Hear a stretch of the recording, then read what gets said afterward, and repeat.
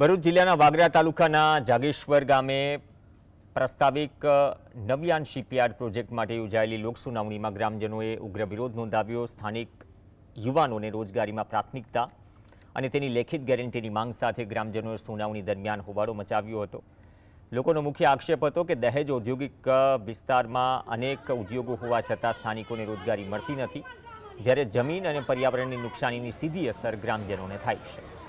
આરોગ્ય અને પર્યાવરણ સંબંધિત પ્રશ્નો અંગે પણ અધિકારીઓ તરફથી કોઈ સ્પષ્ટ જવાબ ન મળતા લોકોમાં ભારે અસંતોષ ફેલાયો। જમીન અમારી તો રોજગારીમાં પણ પ્રથમ હક અમારો જ, આ સૂત્રોચ્ચાર સાથે નારાજગીનો માહોલ જોવા મળ્યો।